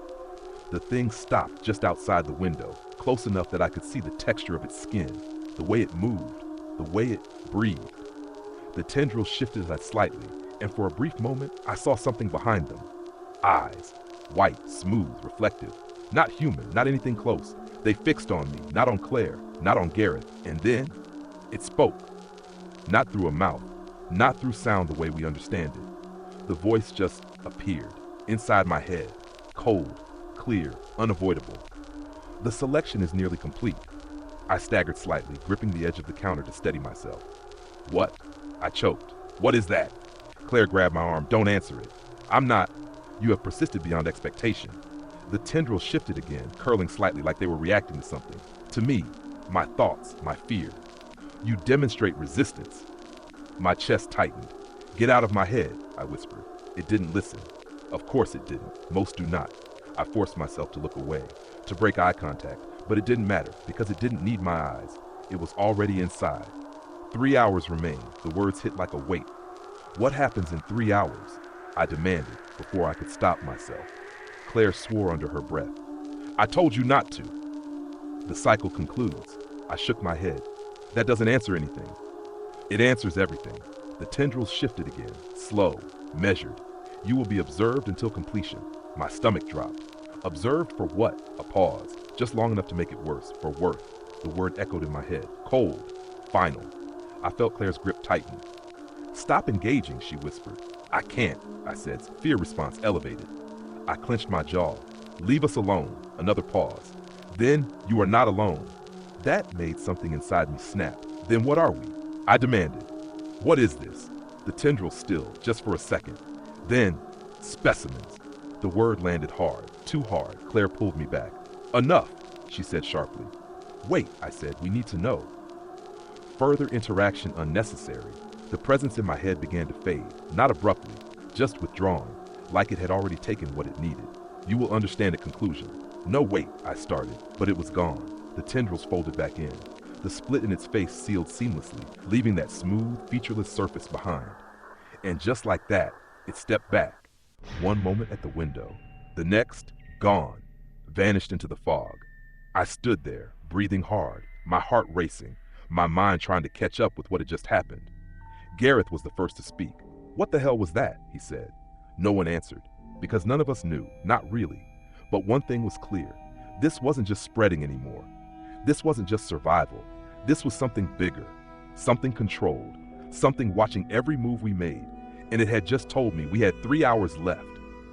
Behind us, Poppy's voice broke the silence, quiet, uncertain.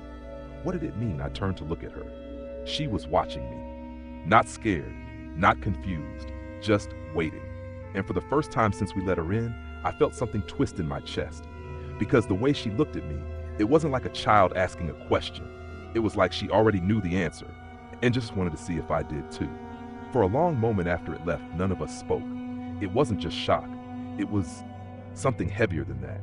Like whatever had just looked at us, through us, had taken something with it when it went. The room felt smaller, quieter, wrong. Gareth was the first to break. "No," he said, shaking his head, pacing once across the room before stopping again. "No, I'm not doing this. I'm not standing here pretending that thing just talked to you like that." "It didn't talk," I said, still trying to steady my breathing. "Not properly. That doesn't make it better." "No," Claire said quietly, "it makes it worse." Gareth turned to her. Because it didn't need to," she replied. That shut him up for a second. I rubbed my face with one hand, trying to push through the fog in my head. 3 hours, I said. "It said 3 hours." Claire nodded. "That lines up." "With what?" I snapped. She hesitated. "Then, with everything else." "That's not an answer." "No," she said. "It's not meant to be." Before I could press further, a sound came from the back of the house. Not loud, not sudden, just a door opening. All three of us turned instantly. Garrett's face went pale. "That's the back entrance," he said. "I thought you locked it," I replied. "I did." We moved as one, slow and careful, towards the kitchen. The air felt colder back there, like something had come in with the wind. The door stood slightly ajar, just enough for the rain to blow in across the tiles, and someone stood in the doorway. A man, dark clothing, same as the others we'd seen earlier. One of the soldiers. His rifle hung loosely in his hand, his posture uneven, like he was holding himself upright through sheer effort. He looked at us, really looked. Then he stepped inside. "Don't shoot," he said immediately, his voice rough, strained. "If you were going to, you already would have." I raised the rifle anyway. "Drop it," I said. He didn't argue. The weapon slipped from his grip and hit the floor with a dull clatter. Claire stepped forward slightly.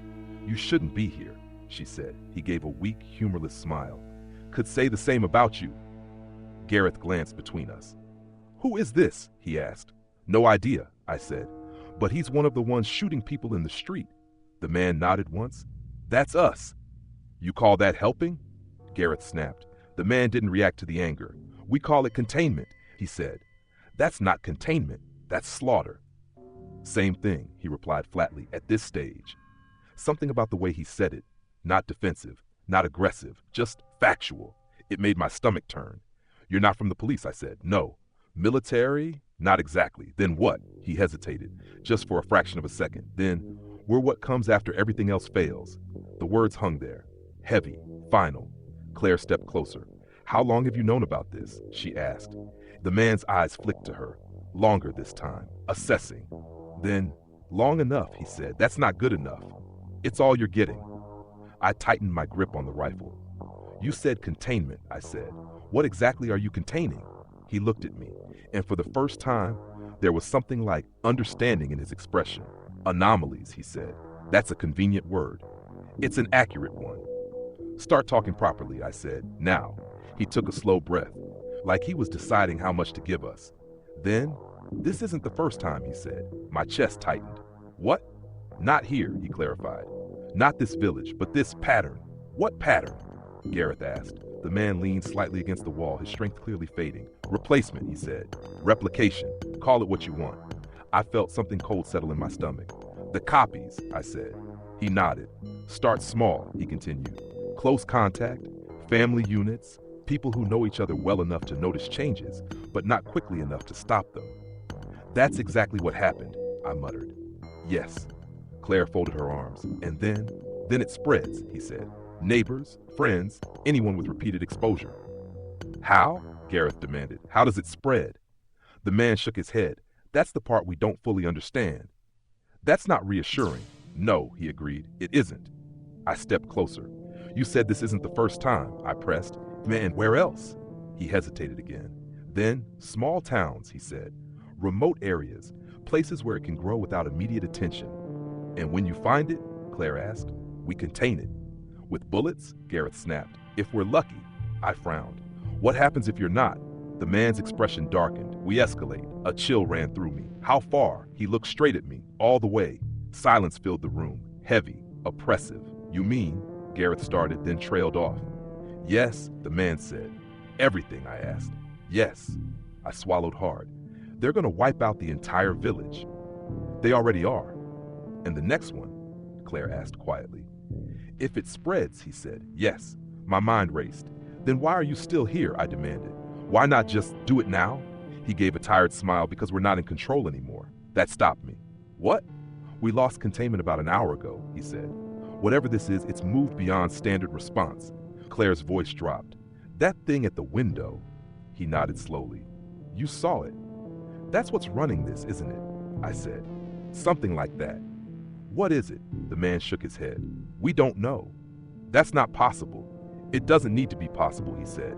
It just needs to be real. That echoed something Claire had said earlier, and that made it worse. You said 3 hours, I said. It told me 3 hours. His expression changed slightly. How long ago?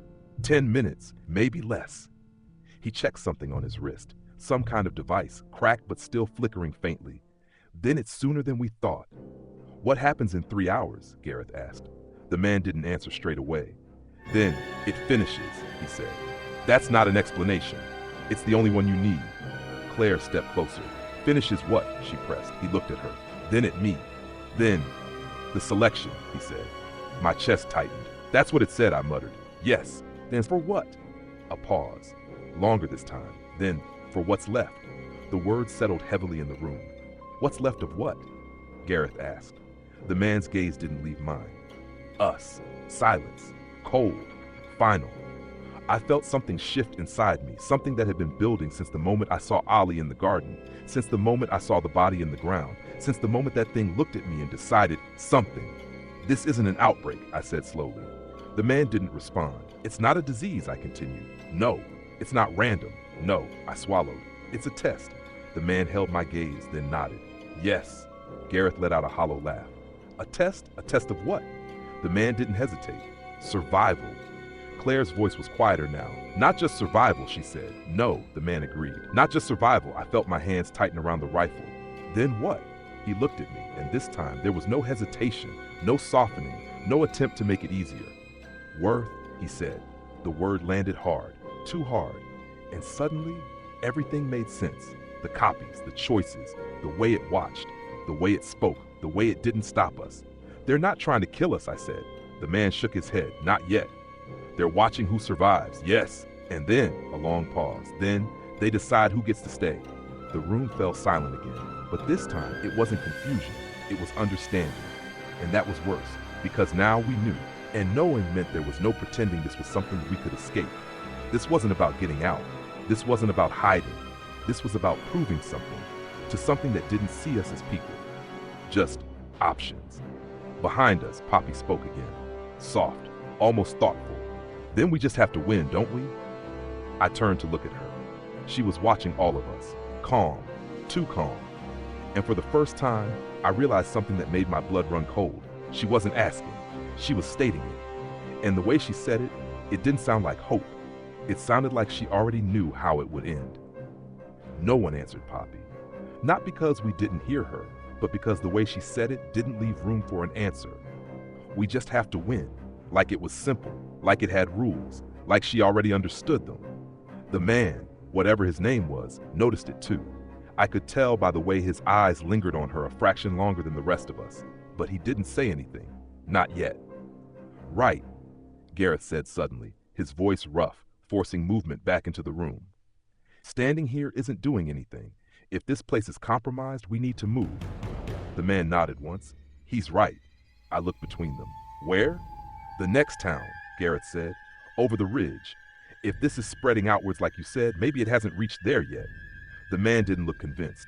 It will, he said, if it hasn't already. Then we don't stay still, Claire replied. We keep ahead of it. And if there's nowhere ahead, I asked. No one answered, because we all knew that was the real question. Claire moved first, grabbing a rucksack from near the door, shoving in whatever she could reach, water, food, anything that might matter later. Gareth followed, his movements sharper now, focused, like doing something was the only way he could stop himself thinking. The man picked up his rifle again, checking it quickly, his motions automatic despite the way his hands trembled slightly. I stayed where I was for a second longer, watching Poppy. She hadn't moved, still sitting at the table, still watching. "Come on," I said, "we're leaving." She nodded, stood, and for a brief moment, she swayed, just slightly, like her balance was off. Then it was gone. She stepped towards us like nothing had happened. Claire noticed. I saw it in her eyes, but again, she didn't say anything. We moved out together, front door this time. No knocking, no hesitation, just out. The air outside felt colder than before, sharper. The fog had thickened again, curling low across the road, swallowing the edges of the houses until everything looked closer and further than it should. The village wasn't screaming anymore. That was the first thing I noticed. It had gone quiet, too quiet. "Where did everyone go?" Gareth whispered. The man answered without looking around. "They didn't go anywhere." I didn't ask what that meant, because I didn't want to hear it. We moved quickly down the road, keeping close to the walls, avoiding the center where we could. No bodies. That was worse than seeing them. No signs of struggle, no blood, just absence. "Stay together," Claire said. "Always," I replied. The man walked slightly behind us, watching the rear, his movements sharp, alert despite the exhaustion. We reached the edge of the village within minutes. The road gave way to a narrow path that cut up towards the ridge, leading across the moor to the next town over. I knew it, had walked it once or twice in better times. It didn't look the same now. Nothing did. "Once we're over that," Gareth said, nodding towards the incline, "we'll have a clear view of everything below. If it's spread, we'll know." "And if it hasn't," I asked, "then we don't stop moving." That was becoming a pattern. No stopping, no thinking too far ahead, just forward. We started up the path. The ground was uneven, slick with rain, the stones shifting slightly underfoot as we climbed. Halfway up, the man stopped, sharp, sudden. "What?" I asked. He didn't answer, just held up a hand. Listening, we all froze for a second. Nothing. Then, a rustle, from the side, not behind, not ahead, close, too close. Claire's voice dropped. "Don't turn quickly." Too late, I was already looking, and that's when I saw it, me, standing 10 feet away, same clothes, same face, same everything. Except the eyes, they weren't right, too bright, too focused, like they were looking through me rather than at me. My breath caught in my throat. "No," I whispered. Beside it, more shapes. Gareth, another Gareth, Claire, another Claire, Poppy, two of them. And behind them, the man or his copy, all standing still, all watching, the same height, the same posture, the same everything, except for the way they held themselves, too still, too balanced, like they weren't dealing with gravity the same way we were. "They're copying us now," Gareth breathed. "No," Claire said quietly. "They've already done it." My double stepped forward, one slow step, then another, matching me, mirroring me. I felt my grip tighten on the rifle. "What do we do?" I asked. The man's voice came low, steady. "You don't hesitate." "What does that mean?" "It means you don't give them time to get better." My double smiled. Not wide, not obvious, just enough, like it knew something I didn't. "Don't engage," Claire said. "We keep moving." "That's not going to work," Gareth said. "They're between us and the path." "They're testing reactions," the man added. "If we hesitate, if we try to reason with them, we lose time." "And if we run?" I asked. "They follow." That didn't leave many options. My double took another step forward, closer now, close enough that I could see the details, the way its chest rose and fell, perfect rhythm. Too perfect, the way its fingers flexed slightly, copying my grip, learning. "Hey," it said, my voice, exactly my voice. Claire flinched. Gareth swore under his breath.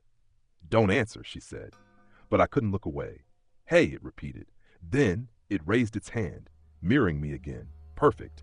And then it moved faster, too fast, closing the distance in a sudden blur. I didn't think. I reacted, pulled the trigger. The rifle kicked in my hands, the shot echoing across the ridge. The bullet hit it square in the chest. It jerked, stopped for a second. It just stood there looking at me. Then it smiled wider and stepped forward again. "Not enough," it said. Something broke inside me. I fired again and again, each shot pushing it back slightly, but not stopping it. "Head," the man shouted. I adjusted, aimed higher, pulled the trigger. The bullet tore through its face, and for a moment, I saw beneath it, not bone, not blood, just movement, like something underneath the shape was wearing it. Then it collapsed, fell forward, still, gone. But the others, they didn't move. They watched, adjusted. "Now," Claire shouted. "Move." We didn't hesitate. We ran, straight through the gap, past the bodies, past the copies. I didn't look back, I couldn't, because I knew they weren't done. Behind us I heard movement. Multiple steps, matching, following, not chasing, not rushing, just keeping pace, learning, adapting. And as we reached the top of the ridge, the next town coming into view through the thinning fog, I realized something that made everything worse. This wasn't about escaping them anymore. It was about outlasting them. And judging by the way they moved, they weren't getting tired. We were. We didn't stop when we reached the ridge. We should have. Any normal person would have, just for a second, to catch their breath, to look down into the valley, to try and understand what was waiting for them next. But we weren't normal anymore. Not after everything we'd seen. Not after everything we knew. Keep moving, Claire said, her voice tight, strained. Don't slow down. Gareth didn't argue. Neither did I. Even Poppy, small, pale, clearly exhausted, kept pace without complaint. That should have bothered me more than it did. But at that point, everything was wrong. One more thing barely registered. The path dipped downwards on the other side of the ridge, leading into the next town, Dunridge. From above, it looked untouched. Lights still on. No movement in the streets, no screams, no chaos, just quiet. The same quiet Briarwick had started with. That's not a good sign, I said. No, the man replied. It isn't. Gareth glanced back over his shoulder. They're still there, he said. I didn't need to look to know what he meant. They're not rushing us, I said. They don't need to, Claire replied. Why? Because they know where we're going. That sat heavy. Of course they did. They'd been watching us from the start. Every decision, every turn, every mistake. Then we changed direction, I said. No, the man said immediately. I frowned. Why not? Because that's part of it too. What is? The test, he said. They don't just watch what you do. They watch what you choose when you think you're being watched. I stared at him. So what? You're saying it doesn't matter where we go? I'm saying it matters how we get there. That wasn't reassuring. Not even slightly. We kept moving, down the slope, into Dunridge. The silence didn't break as we reached the first houses. No doors opening, no people running, no signs of anything wrong. It looked normal, too normal. Stay sharp, Claire said.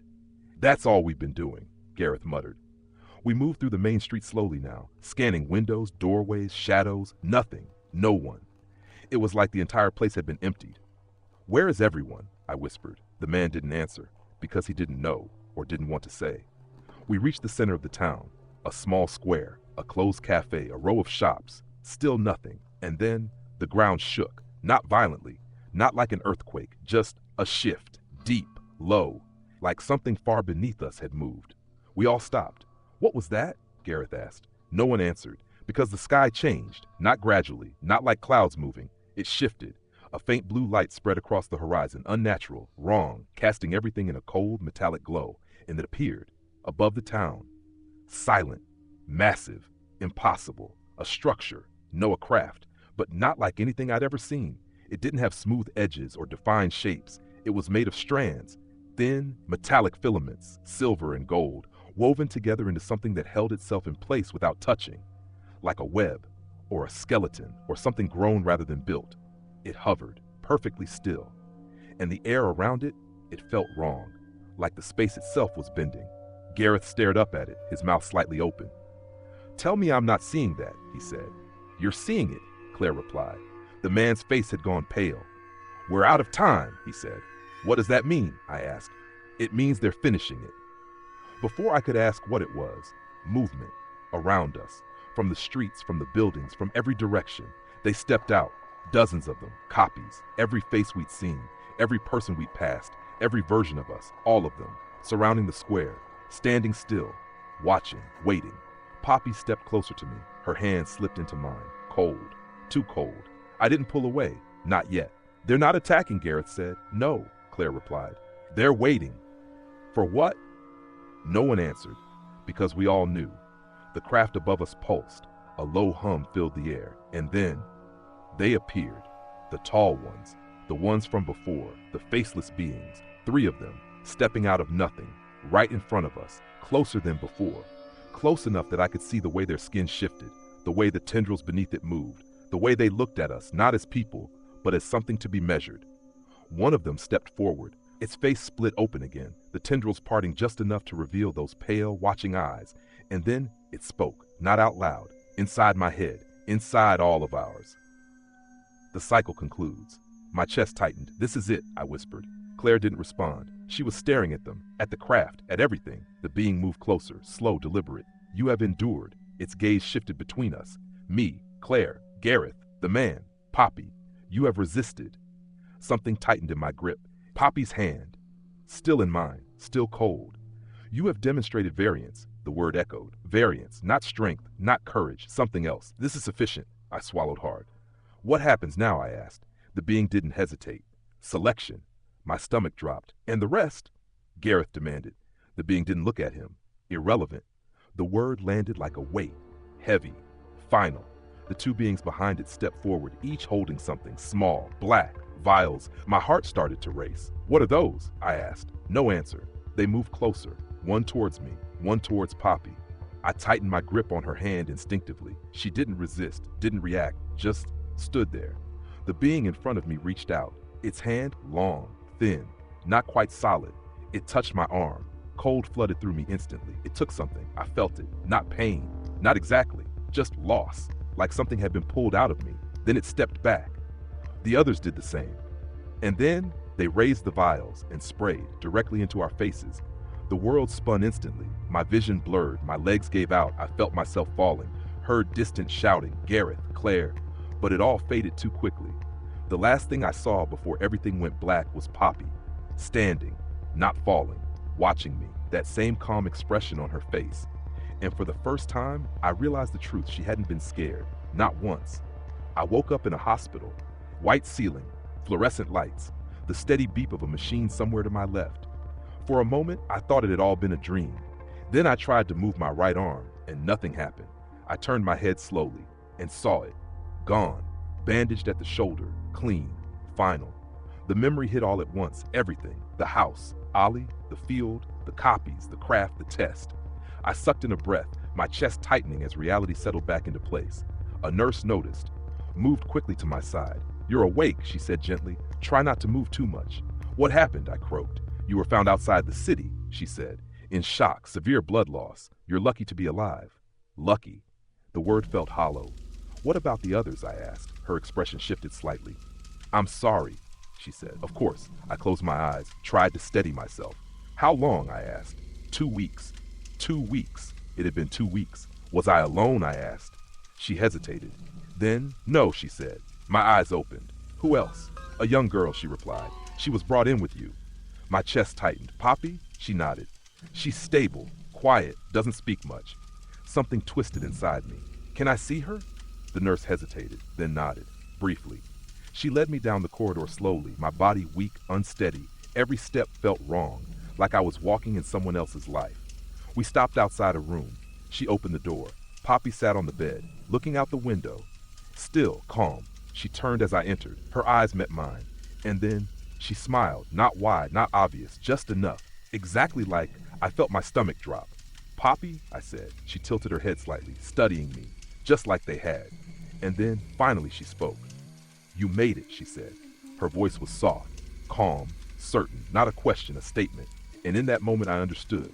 The test hadn't ended. It had just moved somewhere else. And whatever they had taken from me, whatever they had left behind, I wasn't entirely sure. I was still the same person who walked into that village, or if I was just the one they chose to keep. What do you think is really happening in this story? Was it an outbreak or something far worse? Share your thoughts in the comments below. Hit like if you found this story disturbing and want more spine-chilling horror content. Subscribe to the channel so you never miss truly terrifying horror stories and unsolved mysteries. Stay safe and maybe check your doors tonight.